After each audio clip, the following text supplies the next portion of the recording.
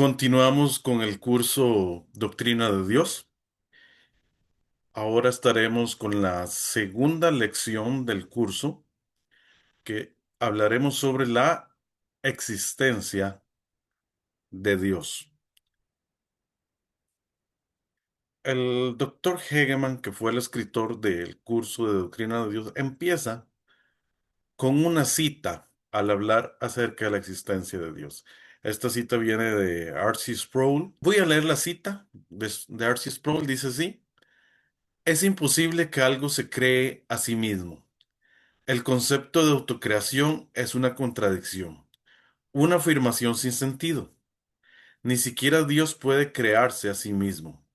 Para que Dios se creara a sí mismo, tendría que existir antes de existir. Ni siquiera Dios puede hacer eso. Dios es el único ser no creado. Es algo complicado para entender ahora que hablábamos de la incomprensibilidad de Dios, que solo hay ciertos aspectos de Dios que podemos comprender, que son esos aspectos que Él nos ha revelado, porque también hay aspectos ocultos de Dios, tal y como decía la cita, ¿verdad?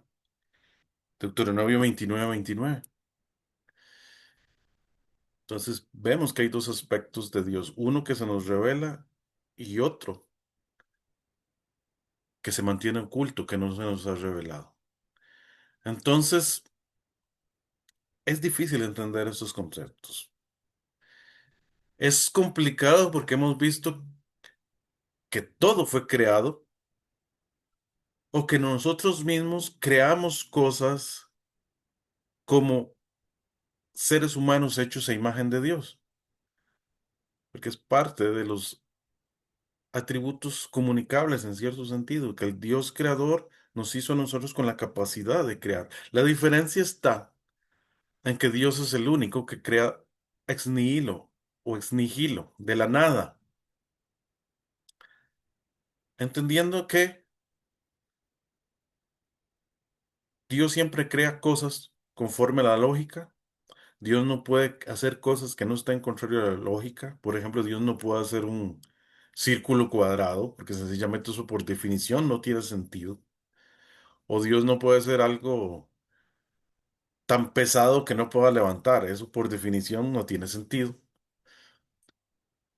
Y que Dios más bien se nos revela simplemente como el que siempre ha existido. Dice Éxodo 3:14, y respondió Dios a Moisés: yo soy el que soy. Y dijo: así dirás a los hijos de Israel: yo soy, me envió a vosotros. En Éxodo 3:14. Esto los teólogos le llaman la doctrina de la seidad de Dios.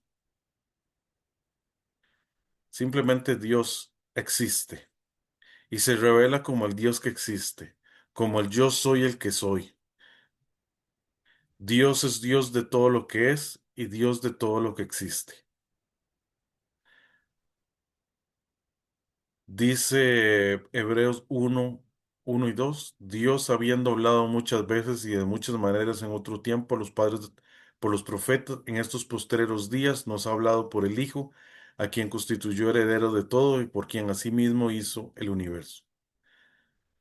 Hemos llegado a conocer a Dios a través de Jesucristo, que era la revelación perfecta de Dios. Dice Mateo 7:21-23: no todo el que me dice Señor, Señor entrará en el reino de los cielos, sino el que hace la voluntad de mi Padre que está en los cielos.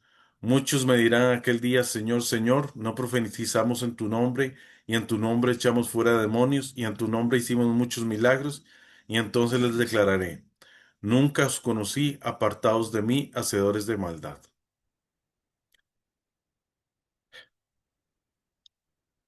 Se nos presentan dos situaciones. Hay ateos, personas que dicen que no creen en Dios, que no creen en su existencia. Y por otra parte, hay ateos prácticos que dicen que creen en Dios, pero viven como si Dios no existiera. El texto que acabamos de leer en Mateo 7:21-23 casi que se refiere al ateísmo práctico. Muchos que dicen, hicimos esto, hicimos lo otro, y al final Dios les va a decir, nunca os conocí, apartados de mí, hacedores de maldad. Por otra parte, nosotros como creyentes confiamos en la verdad de que simplemente Dios existe. Él está ahí. Y en esta lección 2 en particular vamos a estar viendo dos cosas. Número uno, en primer lugar, tal y como lo desarrolla el doctor Cornelio en su lección 2 del libro Doctrina de Dios, vamos a ver que el ateísmo no es sostenible, o sea que por sí mismo el ateísmo no se sostiene. Y en segundo lugar, vamos a presentar una serie de pruebas sobre la existencia de Dios. No vamos a poner todas las pruebas que menciona el doctor Cornelio Hegeman, sino voy a hacer una selección muy personal de algunas de las que menciona el doctor Hegeman. Vamos a empezar con el punto de que el ateísmo no es sostenible. En primer lugar, hablemos que el mismo ateísmo, y eso es algo que menciona el doctor Cornelio, es que el mismo ateísmo o el mismo nombre ateo es una contradicción lingüística. Se está definiendo su nombre a partir de algo que no existe. Y vamos a ir un poquito rápido viendo cada una de las diferentes puntos que habla el doctor Cornelio de por qué el ateísmo no es sostenible. También nos habla de que el ateísmo es relativamente nuevo, que realmente surge en el siglo XX y todas las sociedades primitivas que han existido han creído en la deidad. Tal vez tienen una verdad distorsionada de la deidad, pero sí creen en Dios o dioses o algún tipo de divinidad. Dice Romanos 1:20, porque las cosas invisibles de Él, su eterno poder y deidad, se hacen claramente visibles desde la creación del mundo, siendo entendidas por medio de las cosas hechas, de modo que no tienen excusa. Por otra parte, el doctor Cornelio nos habla acerca de que los gobiernos ateos no han podido erradicar el conocimiento de Dios.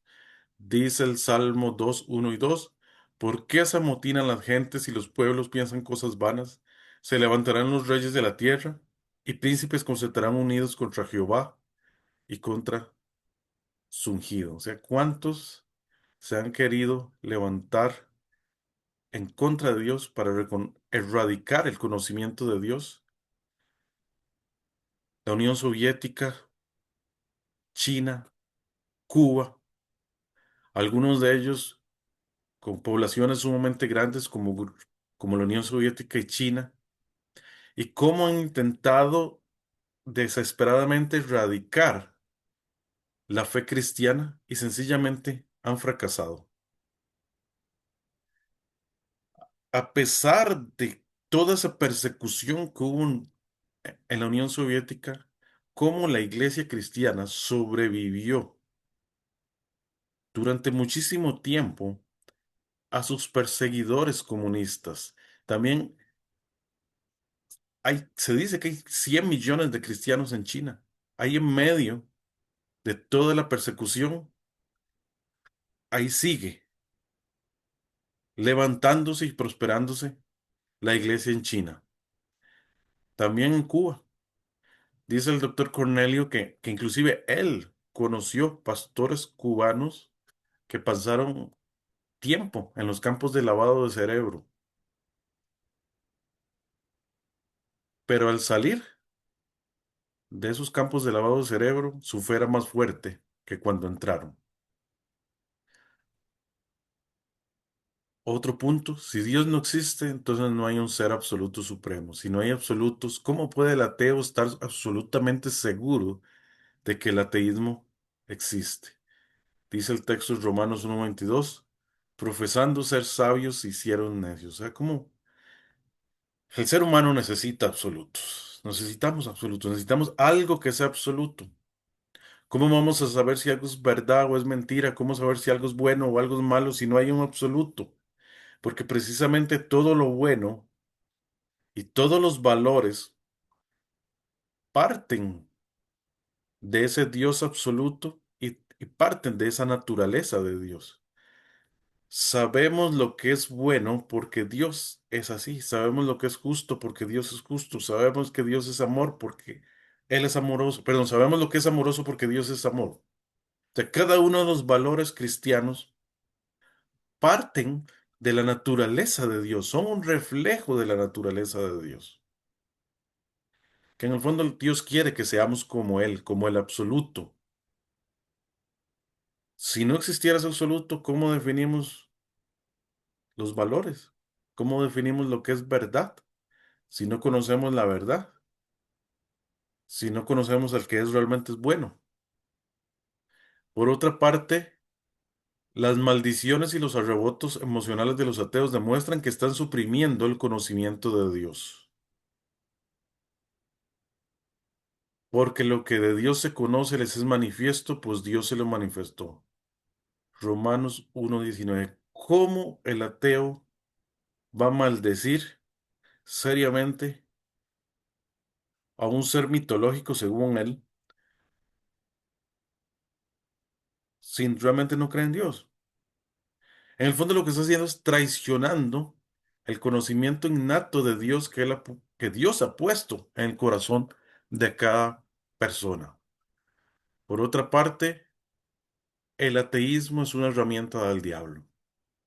Él engaña a sus seguidores negando la existencia de Dios. Dice Juan 8:44, vosotros sois de vuestro padre el diablo, y los deseos de vuestro padre queréis hacer. Él ha sido homicida desde el principio y no ha permanecido en la verdad, porque no hay verdad en él. Cuando habla mentira, de, su- de suyo habla, porque es mentiroso y padre de la mentira. Satanás es el padre de la mentira y él ha usado la mentira del ateísmo a su favor. El ateísmo lo que hace es suprimir la verdad de Dios. Y es interesante porque el mismo diablo cree en Dios. Dice la escritura que el diablo tentó a Jesús, que se revela ante Dios y que engaña a sus seguidores.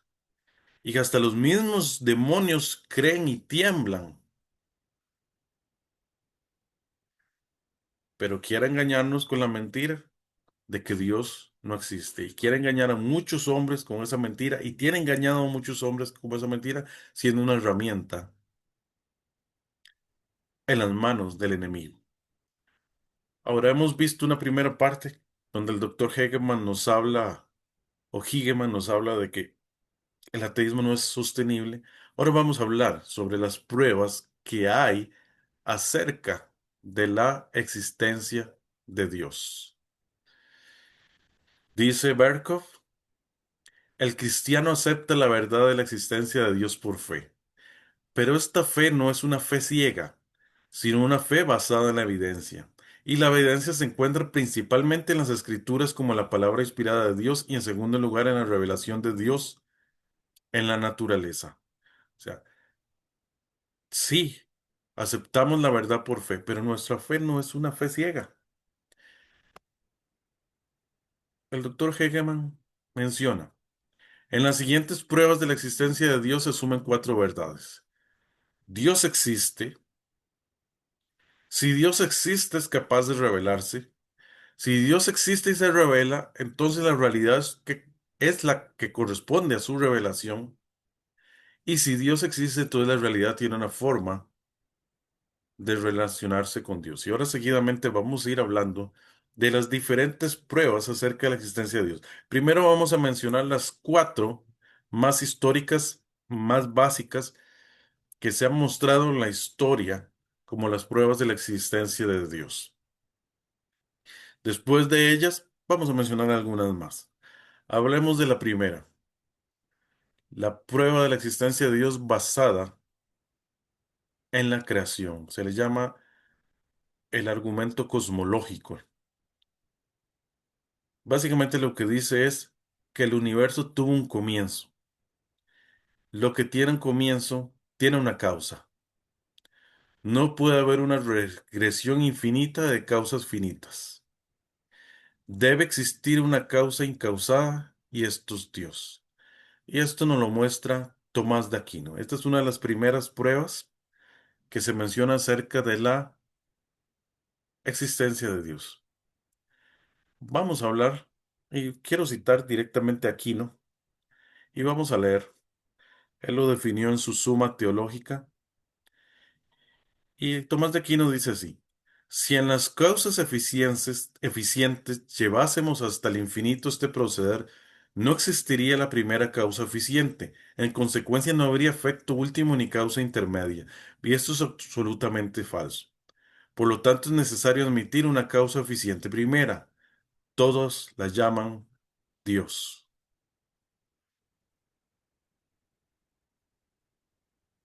Todo tuvo que haber tenido una primera causa. Ya, si pasó algo es porque eso tuvo una causa, y si pasó esa otra cosa fue porque eso tuvo una causa, y si nos vamos hacia atrás, no podemos regresarnos infinitamente. Tuvo que haber una primera causa, y una primera causa que no la produjo nada, o sea, es una causa incausada. Entonces, esa causa incausada es Dios, es lo que dice Tomás de Aquino. Aún los científicos dicen que el mundo fue creado por el Big Bang. ¿Pero qué provocó el Big Bang? Tuvo que haber una causa que provocara el Big Bang. No estoy diciendo que los científicos tienen razón al decir que es el Big Bang, pero lo que estoy diciendo es que aún los que creen en el Big Bang, algo tuvo que haber provocado el Big Bang, aunque no necesariamente Dios usó el Big Bang. Ok. En todo caso, la escritura nos dice que simplemente que en el principio creó Dios los cielos y la tierra. Él fue la primera causa, el que creó todo. Y a partir de ahí fue el comienzo, el principio.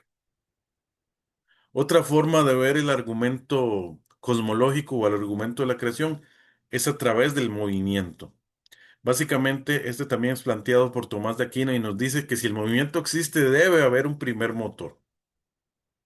Aquino decía, y vuelvo a leer Suma Teológica, pues es cierto, y lo perciben los sentidos, que en este mundo hay movimiento, y todo lo que se mueve es movido por otro. Pero si lo que es movido por otro se mueve, necesita ser movido por otro, y este por otro. Este proceder no se puede llevar indefinidamente, porque no se llegaría al primero que mueve. Por lo tanto, es necesario llegar a aquel primer motor al que nadie mueve. En este todos reconocen a Dios. O sea, desde esta perspectiva del argumento de la creación o el argumento cosmológico, lo que está diciendo es que Dios es el primer motor, el primero que hizo que se movieran las cosas. De hecho, hoy en día podemos decir, como dice el texto, y Él es antes de todas las cosas y todas las cosas en Él subsisten, según Colosenses 1:17. El mundo empezó a funcionar por la obra de Dios, el mundo sigue funcionando por las manos de Dios y no cae en el caos porque Dios es el que sostiene todas las cosas. Un segundo argumento es el argumento del diseño. Todo diseño tiene un diseñador. Se le llama el argumento teleológico. Debe haber un gran diseñador en el universo. O sea, si todo tiene un diseño, el universo tuvo que tener un gran diseñador. El primero que propuso este concepto fue el teólogo británico William Paley. Él en su libro Teología Natural nos pone un ejemplo cuando él habla del argumento del diseño. Él dice que si uno va caminando y se topa con una piedra y la pisa y se pregunta, ¿por qué esta piedra está aquí? Y alguien le dice, es que la piedra siempre ha estado ahí, siempre ha existido ahí. Pues bueno, podría esto considerarse cierto, pero ¿qué pasa si usted va caminando y lo que se encuentra es un reloj? Y alguien le dice, es que el reloj siempre ha estado ahí. Usted sencillamente le va a parecer que eso es absurdo. Más si usted toma el reloj y ve todo el diseño del reloj y cómo funciona el reloj y toda la complejidad en el mecanismo de cómo funciona el reloj. El reloj tuvo que haber sido construido por alguien y lo construyó con un propósito, con toda esa complejidad que tiene el reloj. Entonces William Paley decía, ¿cómo el universo, con toda la complejidad que tiene, vamos a decir que se produjo por una casualidad? En el fondo eso es lo que dicen los científicos, que el universo fue creado por puro azar, por puras casualidades. Pero ¿cómo va a ser así? ¿Cómo la perfección del universo pudo haberse creado por puras casualidades? Tuvo que haber un gran diseñador que creara todo lo que existe, con toda esa armonía, con todo el propósito y con todos los detalles y la complejidad que tiene. Porque Dios hizo todo en armonía, con propósito y con medida. Ese sería el argumento del diseño. Por otra parte, se nos muestra el argumento de moralidad, también llamado el argumento axiológico, que lo que nos dice es, si hay ley, debe haber un legislador absoluto. Y se basa en esto, que hay conceptos universales del bien, del mal, de la culpa, de la justicia, de los derechos. Aún los derechos humanos salen de que tenemos un concepto de justicia, un concepto de verdad. En cualquier lugar, matar es visto como algo malo, robar es visto como algo malo. En la mayoría de las sociedades primitivas es así. Se veían estas cosas como malas. ¿Y por qué es? Porque Dios ha puesto una ley en el corazón. Hay un legislador absoluto que ha puesto una ley. Dice Romanos 2, 14, 15. ¿Por qué? Cuando los gentiles que no tienen ley hacen por naturaleza lo que es de la ley, estos, aunque no tengan ley, son ley para sí mismos, mostrando la obra de la ley escrita en sus corazones, dando testimonio a su conciencia y acusándolos o defendiéndoles sus razonamientos. Por otra parte, el último argumento básico es el argumento del ser o el argumento ontológico, que este básicamente lo que dice es Dios debe existir por definición. La misma idea de Dios muestra su existencia. Quizás es el argumento más filosófico de todos y el más difícil de entender. Dice Éxodo 3:14 y respondió Dios a Moisés, yo soy el que soy, y dijo, así dirás a los hijos de Israel, yo soy, me envió a vosotros. Simplemente, por definición, Dios existe. Tratando de bajar un poco este concepto, vamos a mencionar algunas frases que fueron mencionadas con algunos y algunas cosas que tienen que ver con este argumento. En primer lugar, Dios mismo debe ser la causa de la idea que tenemos de Él. O sea, si tenemos una idea de Dios, es porque Dios puso en nuestros corazones la idea acerca de Él. Y este lo planteó René Descartes.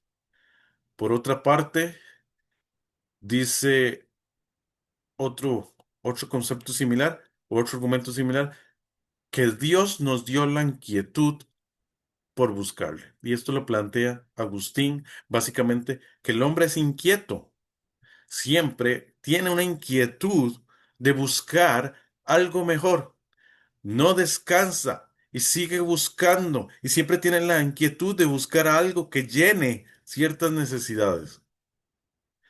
Y es hasta que encuentra a Dios que puede sentirse lleno y sentirse descansado. Voy a leer la cita de Agustín en su libro de Confesiones. Dice así, nos hiciste Señor para ti y nuestro corazón está inquieto hasta que descanse en ti.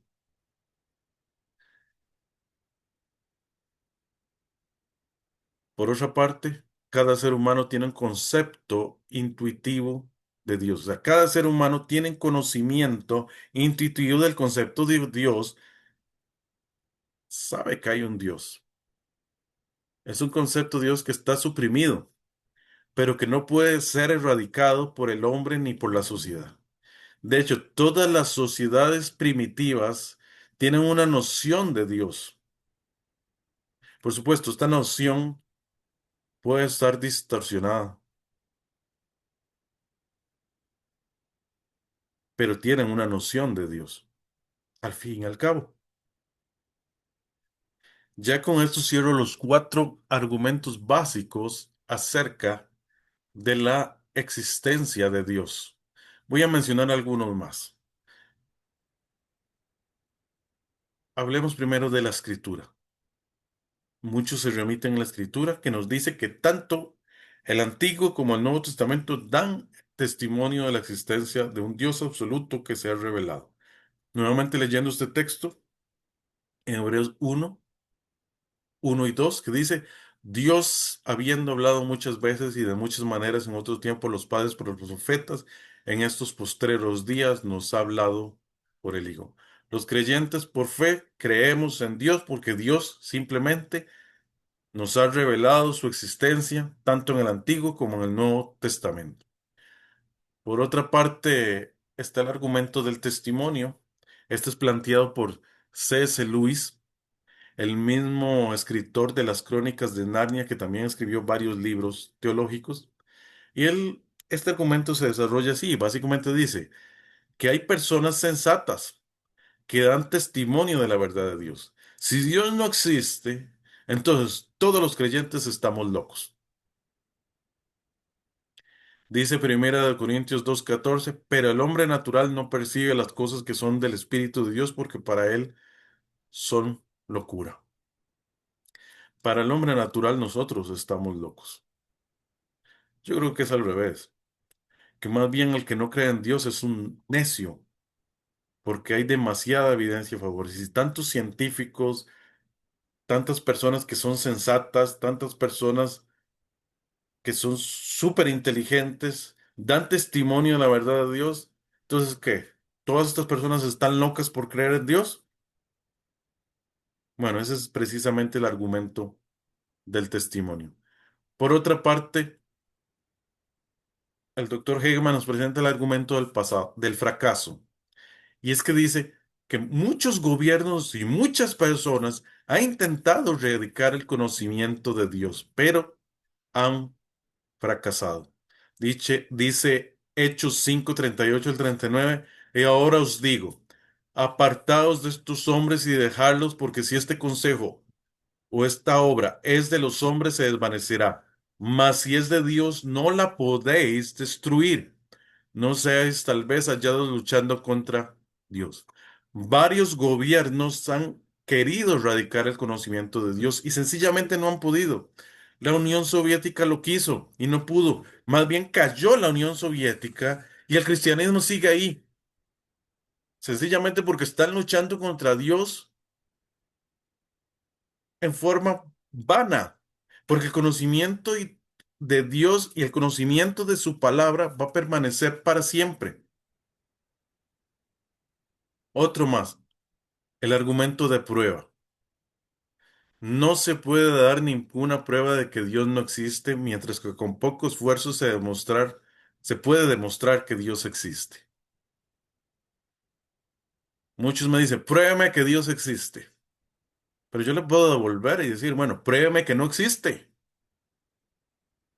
Dígame pruebas de que no existe. Y no lo pueden probar que no existe. Dice el necio en su corazón, no hay Dios. Sencillamente en su necedad quieren creer que Dios no existe. Un último argumento, el argumento de la apuesta. Eso es planteado por el matemático francés Blaise Pascal. Y más o menos dice lo siguiente, incluso si dudas de la existencia de Dios, los resultados de creer en Él superan los de no creer en Él. Dice Mateo 16:26, porque ¿qué aprovechará el hombre si ganare todo el mundo y perdiere su alma? Pascal era un matemático. Entonces, Para él, bueno, la existencia de Dios es un enigma que la razón humana sencillamente no puede resolver por completo. Por lo tanto, plantea algo, bueno, apostemos. Analiza qué te conviene más. ¿Ok? Entonces él dice así, "S- si yo decido creer en que Dios existe, ¿qué gano y qué pierdo? Y si yo decido creer en que Dios no existe, ¿qué gano y qué pierdo? Entonces, si decido creer en Dios, tengo una ganancia infinita. Está el cielo, tengo el gozo eterno de estar con Él. ¿Qué pierdo? Un poco de tiempo, placeres mundanos menores, porque normalmente el placer es creado por Dios y la mayoría de los placeres que Dios ha creado, si los vivimos dentro de sus planes, pues podemos disfrutarlos. Y de hecho es la mejor manera de disfrutarlos. Más bien hay consecuencias negativas de cuando queremos vivir los placeres mundanos fuera de la voluntad de Dios. Entonces sí, gano mucho, pierdo poco. Ahora, si yo decido no creer en Dios, también tengo una pérdida infinita. Condenación eterna, eternamente en el infierno. Y tengo una ganancia finita. Simplemente una libertad temporal de vivir según mis propios impulsos que al final no me conduce a nada bueno ni me va a hacer feliz, sino simplemente un placer pasajero temporal. Entonces, Pascal concluye que si hay una probabilidad, por pequeña que sea, de que Dios exista, el valor esperado de creer es infinito. Si crees y tienes razón, ganas todo. Si crees y te equivocas, no pierdes casi nada. Si crees y tienes razón, ganas muy poco. Perdón, si no crees y tienes razón, ganas muy poco. Pero si no crees y te equivocas, lo pierdes todo. Ese es el argumento de la apuesta de Pascal.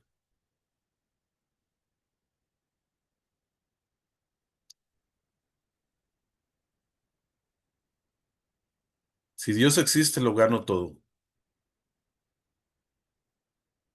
Si creo que Dios existe, lo gano todo. Si al final no existía, no estoy perdiendo nada. Eso lo dice en su libro de Pensamientos, página 233. Ok,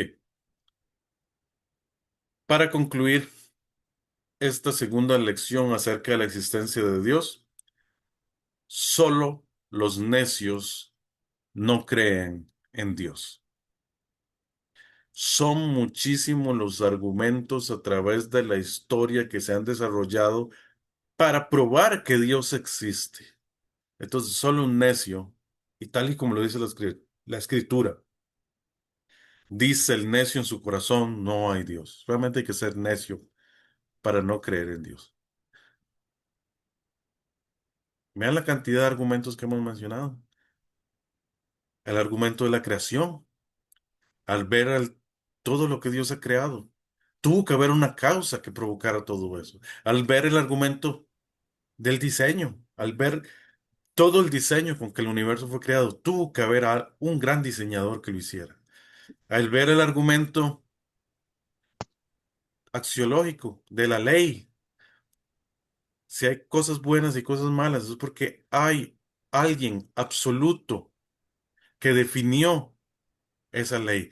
Tuvo que haber un gran legislador que pusiera esa ley. Al ver el argumento ontológico, Dios existe.